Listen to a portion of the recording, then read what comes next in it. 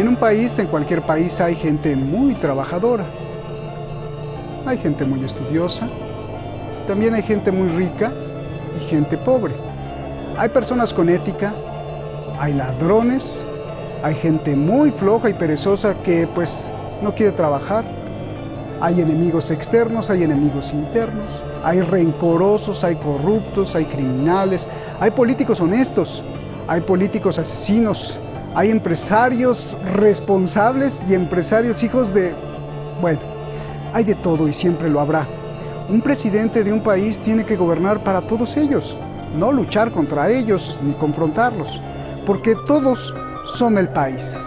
Tampoco el presidente está para complacer a unos o a otros, no. El presidente tiene que ser un gran estratega para guardar el equilibrio entre toda esta fauna que somos nosotros mismos, los propios seres humanos. Cuando el presidente es un ignorante o un egoísta, pues no trabaja para el equilibrio, trabaja para la ignorancia o trabaja para llenarse los bolsillos de todo lo que puede. Me duele tanto ver a un presidente que se queje. ¡Qué error! Pues obvio, jamás es fácil gobernar un país. Si se queja, que se dedique a otra cosa. Un país es y siempre será un mosaico al que hay que ayudarlo a entrar en equilibrio. Ojo, presidentes y sociedades y pueblos de todo el mundo. De lo contrario, fuego, fuego como el que estamos viendo ahí.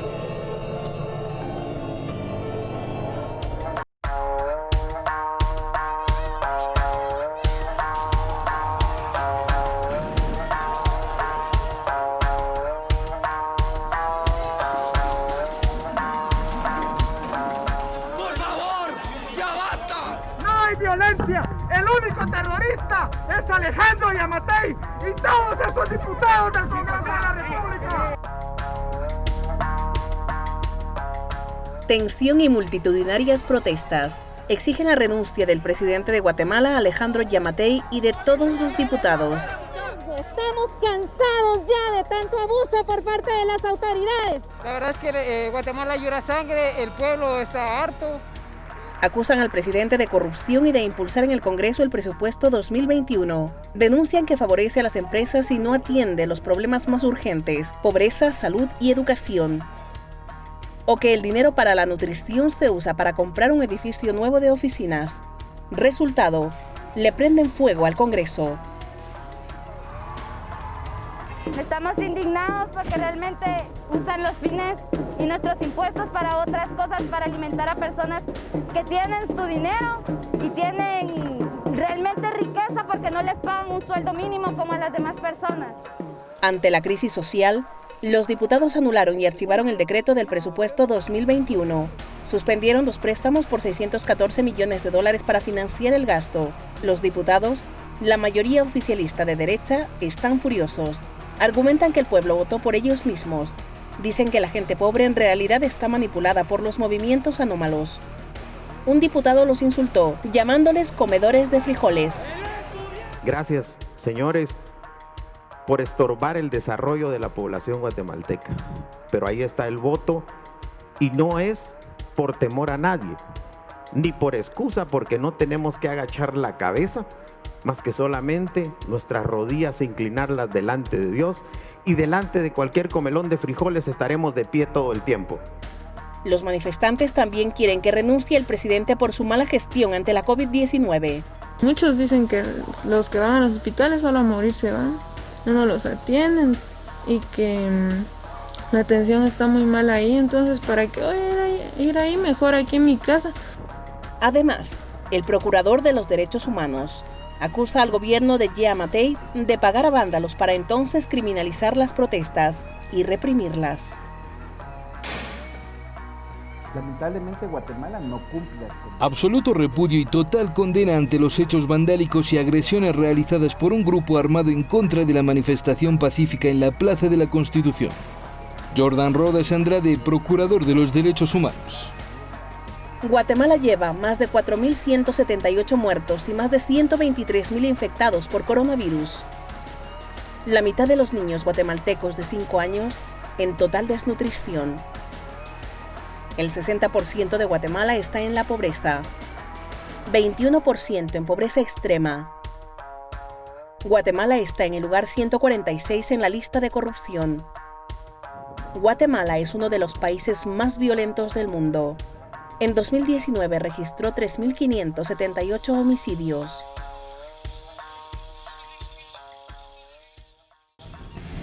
Muchísimas gracias a Ali Hosseini, que es el investigador el día de hoy, Keivan Moserin, el periodista en jefe, el gran Keivan, y Youssef Mosafari, pues el coordinador internacional, ahí moviendo todas las fichas. Y a usted le agradezco mucho por estar siempre ahí detrás de la cámara, detrás de la razón. Gracias.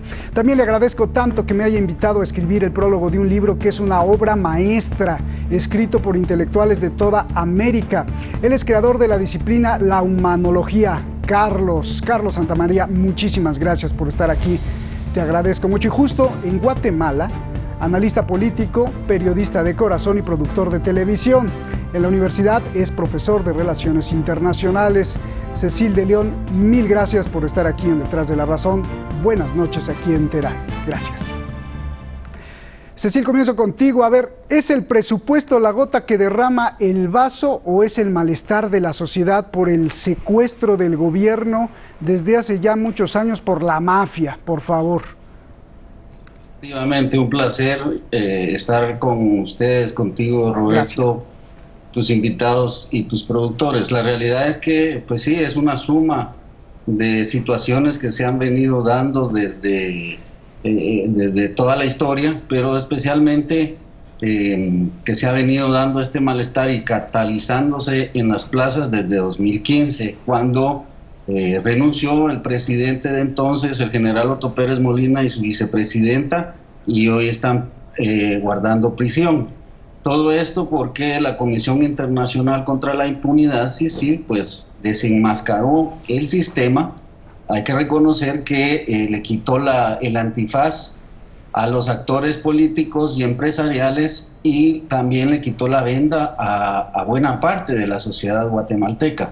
Así que ya no son solo rumores o decires respecto al sistema corrupto político guatemalteco, sino que ya las evidencias cada día más saltan a la vista. Y pues la culminación de todo este malestar se dio especialmente por la gestión de parte del gobierno y del Congreso, o sea, de la clase política y de los empresarios, con el tema del COVID-19, porque sobre todo se hicieron préstamos que elevaron prácticamente en 100% la deuda externa e interna del Estado guatemalteco, y lo hicieron primero en horas de la madrugada, pero dos en situación de restricción de garantías ciudadanas, y por tanto la población no podía llegar al Congreso a manifestar su rechazo. Así que, y esto fue pues en marzo, abril, mayo de este año. Es de señalar que tanto el gobierno como la legislatura tienen apenas 10 meses de existencia, y pues el rechazo es total. Pero hay que entender que no es solo la ciudadanía y los intereses de la ciudadanía, en todo caso, lo que está en juego. En realidad es producto del choque de los grandes intereses que los dueños del país tienen en disputa. ¿Quiénes son los dueños del país? Perdóname, Cecil, ¿quiénes son los dueños del país? Son los grandes empresarios, ¿verdad? Algunos aglutinados en CACIF, que es la cámara que aglutina a los empresarios, la Asociación de Empresarios, y que es una asociación, y la Fundación Fundesa, que aglutina a otros empresarios alrededor de Dionisio Gutiérrez. Estos dos grandes sectores de capital pues tienen grandes diferencias, especialmente con el presidente y sus aliados políticos, porque en la repartición del presupuesto nacional, que también se hizo en horas de nocturnidad y a escondidas de la población, pues los intereses de sus financistas y de sus apoyos externos no se vieron reflejados. Oye, entonces, Cecil, perdón que te vaya interrumpiendo, pero el diputado de los frijoles dice que pues ellos ganaron, que confíen, que el pueblo votó por ellos y que confíen en lo que están haciendo. A ver. Ese es el discurso que ellos tienen para legitimarse, pero hay que entender que la población no se ofende tanto por el tema de lo de los frijoles, sino porque un antecedente de hace 2 o 3 semanas en una interpelación en el Congreso, el encargado de la seguridad del presidente justificó grandes gastos en comida gourmet, en los gastos del ejercicio de la presidencia, diciendo que los embajadores de otros países verían como una ofensa que les ofreciéramos frijoles. Los frijoles y las tortillas en Guatemala y en Mesoamérica pues vienen a ser la dieta diaria de los habitantes. Bien. Esto más bien ha sido un distractor, un globo, como decimos nosotros, porque al principio y cuando explotó esta gran manifestación de hace 2 semanas, pues el objetivo ha sido solicitar la renuncia del presidente, porque el mismo vicepresidente le solicitó la renuncia al aceptar que no habían dado la talla como binomio, como equipo de trabajo.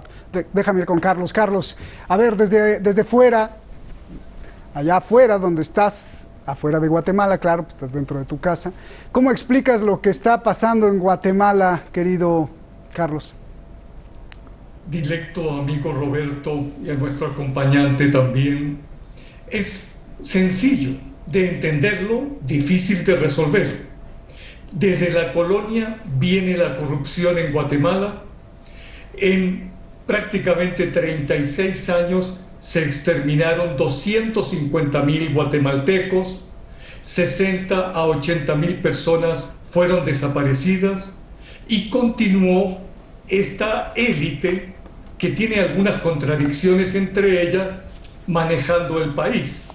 No hay que olvidar que este nuevo presidente, Alejandro Yamatei, viene por un movimiento que se llama Vamos por una Guatemala diferente. Y lo que ha ocurrido es que todo ha sido similar.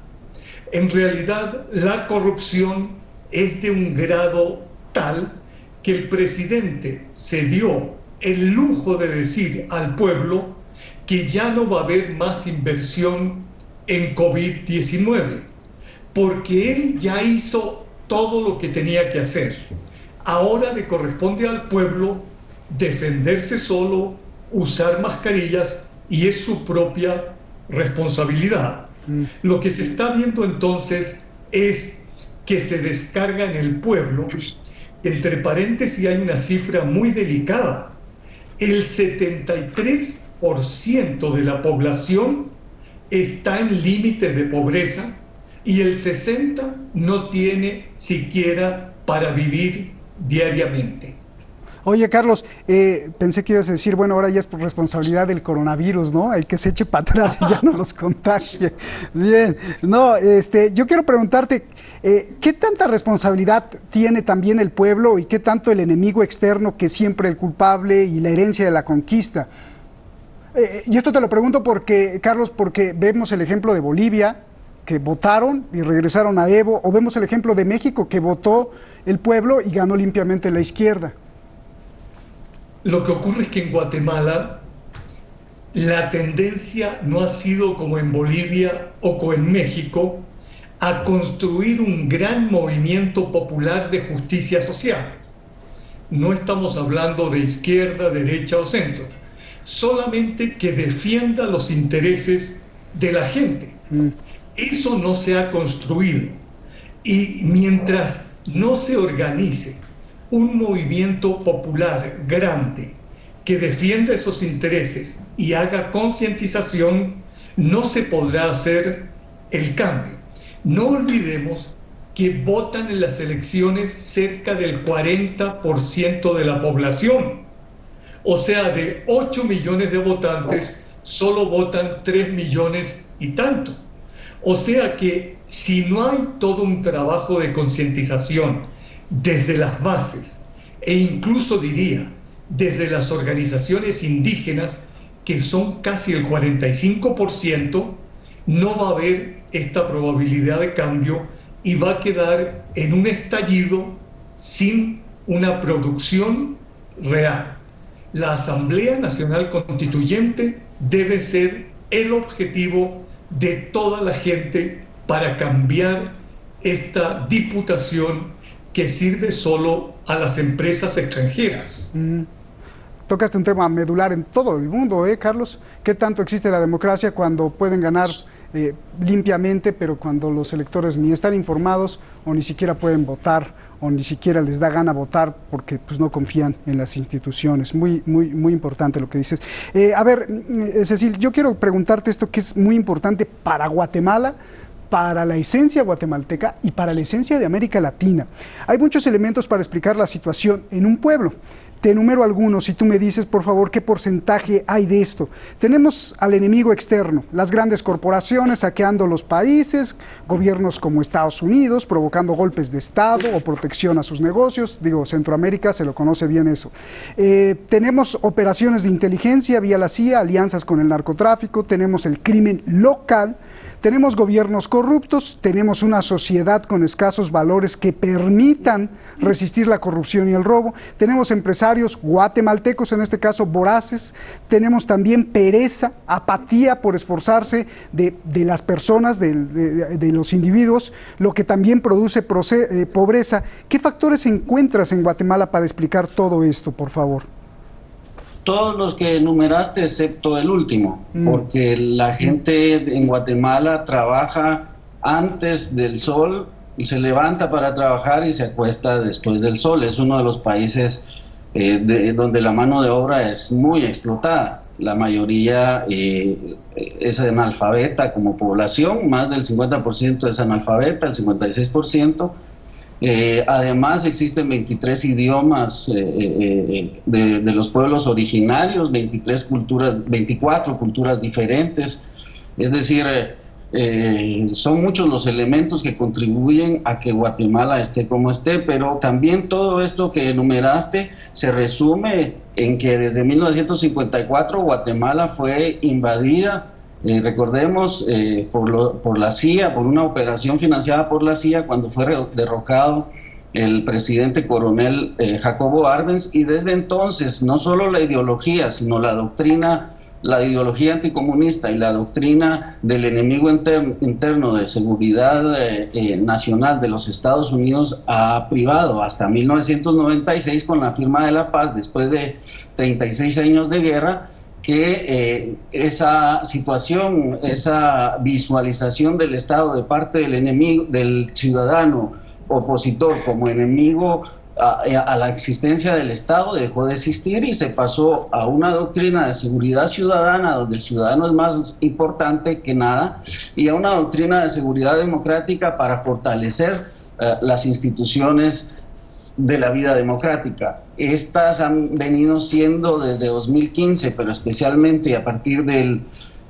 este gobierno, especialmente, han venido siendo destruidas ambas visiones estatales, y a partir, sobre todo, desde hace 15 días, pero podríamos decir desde la instalación de este gobierno, hemos visto el retroceso a una visión de Estado que creíamos ya superada, y vemos a algunos elementos, algunos personajes, algunos actores políticos y oficiales que creíamos que ya habían desaparecido y que vuelven con una mentalidad contrainsurgente de los años 80 en Guatemala, donde fue que el Estado rebasó los límites de cualquier, y se produjo la barbarie, se produjo el genocidio, se produjo la eliminación de pueblos originarios enteros y de grandes cuadros intelectuales de la universidad, de la vida nacional, que hoy pues podrían ayudar a resolver no solo esta, sino desde hace mucho tiempo esta crisis que hoy explota de esta manera. También podríamos hablar del racismo, Cecil,